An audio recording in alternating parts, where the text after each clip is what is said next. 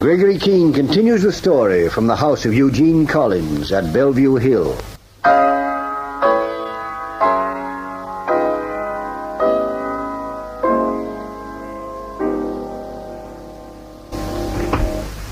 It's getting on towards 5 in the morning. Oh, what's it like? I wanted to get a night's sleep. Oh, well, I've told you what happened up there on the river a couple of hours ago. We drew Huberman's fire at point-blank range. Cutts was shot twice, but not seriously. The speedboat was punched full of holes, and we had to beach it a quarter of a mile from where we'd left the car. We pressed on back to town to get some attention for Cutts. Sherry's ex-chum, Dr. Eugene Collins, was elected, and Cutts is in the surgery with him now. I know what I have to do next, but I'm still not sure of the best way to go about it. And Sherry has something on her mind. I've an idea she thinks I'm some sort of a heel. I don't know. He's taking a long time with Cutts. Give me a cigarette, will you? Last two, Sherry. It must be worse than we thought. The one that went through his left arm. Oh, they always probe about. Make sure there's nothing in the wound. Don't worry, Cutts is as healthy as an ox. You take a lot for granted, don't you, Keene? I don't know, do I? From whom? People. Come on, what people? Cutts, me. What do you ever give in return? Whatever I have. And poverty must be written on your heart. You know, I'm sure you could make this a lot simpler, Sherry. There's a funny old word for women. Forward. Do you think I'm forward? Not particularly. 50 years ago, women went into declines and swooned all over the place and waited for men to go down on one knee after asking for their hand in a session with the old man in the library. Well, I think things are a lot healthier and a lot more honest in 1952. If you like someone, why the devil shouldn't you come right out and say so? And if you like them well enough to go after them bald-headed, why shouldn't you do that, too? Is that what girls do these days? Oh, don't open your eyes at me like that, Keene. I just happen to have enough sense to put it into words. As though you didn't know. Would you have liked me better if I'd simpered? You're asking too much of my imagination. All right, I didn't simper at you. I went for your hook, line, and the blonde streak in my hair. And I didn't waste any time letting you know it. The squirm is to show I'm embarrassed. Some other time, Sherry. You're embarrassed? Well, how do you think I feel? What have I done now?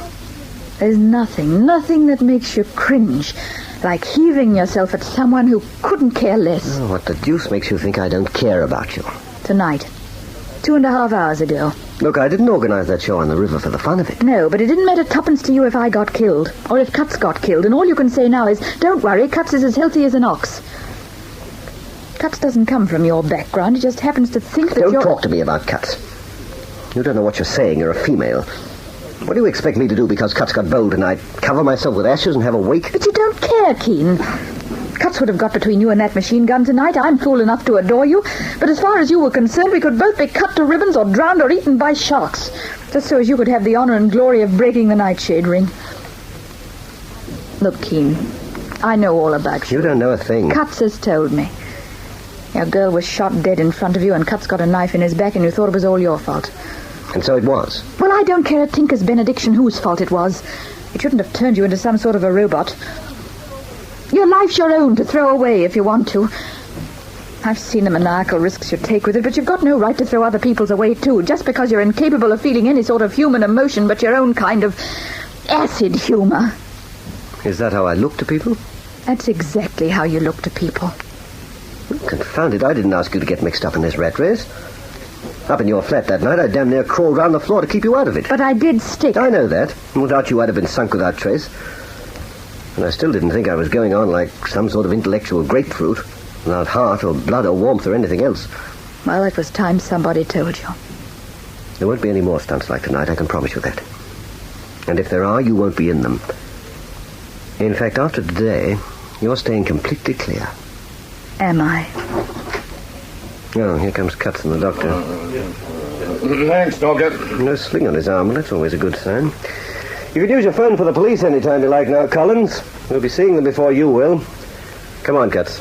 Right with you, Major. Where do now? Well, what's the clock, eh? Oh, just on 5. Well, it can't be helped. Detective Inspector Murray will have to put up with an early breakfast. We can't waste any time, so let's get moving. Half an hour from now, we'll know whether Murray can make last night's effort worth it or not.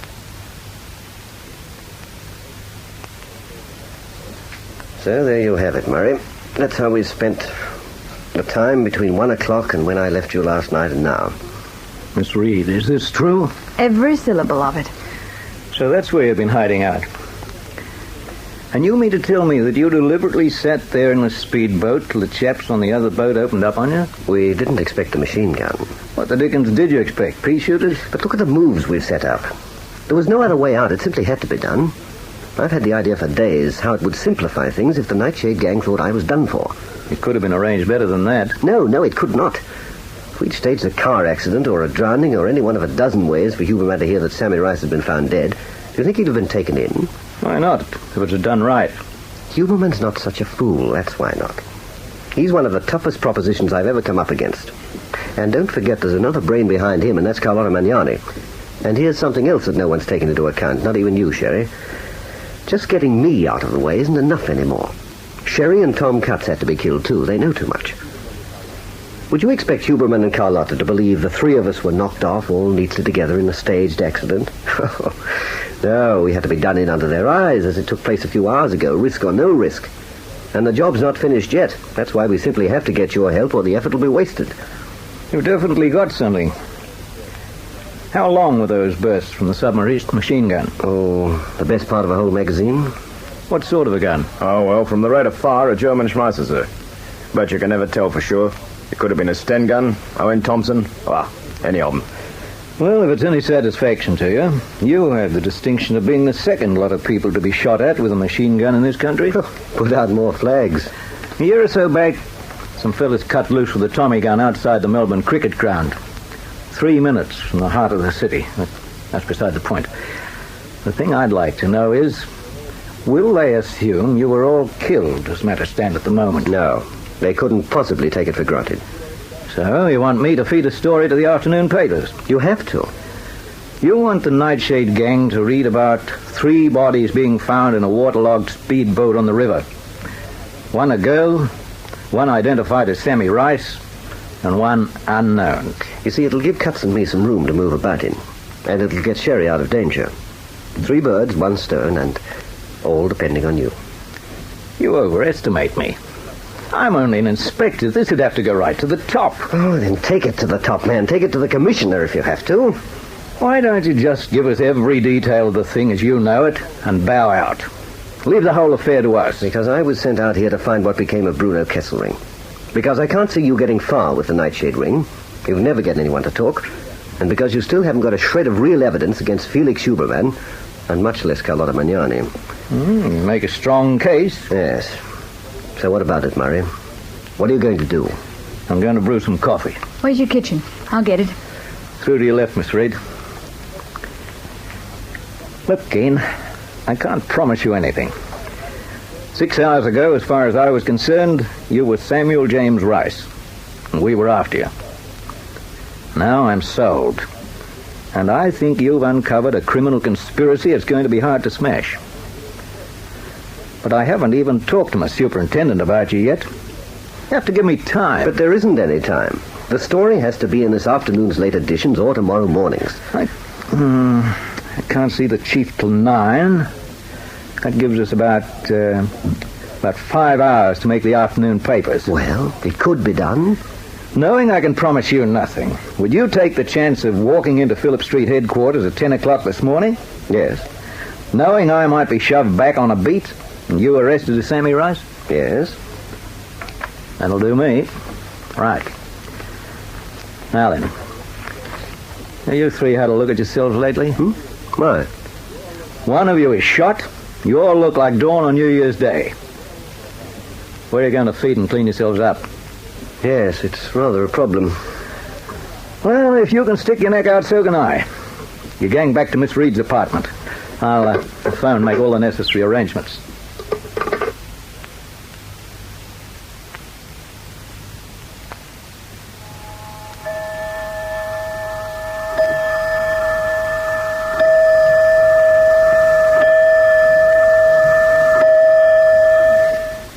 o'clock cuts and still no word from Keene. And nothing about us in the afternoon edition, Chet. Oh, keep your fingers crossed. There's still one to come. We should have heard from him. 10 o'clock this morning he went to Phillip Street, and now it's 6. What's the matter with these blokes? Can't they tell a man like that from a pack of flaming gangsters? Cuts, if there's nothing in the last editions, will it look very black? It'll mean he's under arrest for murder, miss. It'll mean they wouldn't believe him, and they're sitting on the fence till they made a million ruddy inquiries. We'll soon know. The boy ought to be up with another paper any minute. I'll go. This is it, Cuts. Quickly, give it to me. Here's 2, Bob. Keep it. Front page, miss. Well? Oh, wait a minute. What does it say? It says nothing. There's nothing in the paper at all.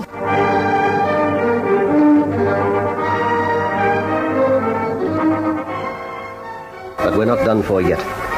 I've never worked so hard in my life as I have to make every point tell.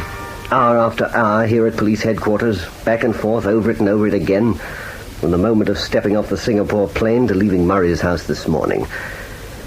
You can't read the faces of men like these. I've been here 8 hours, and the course of events to come is still in the balance.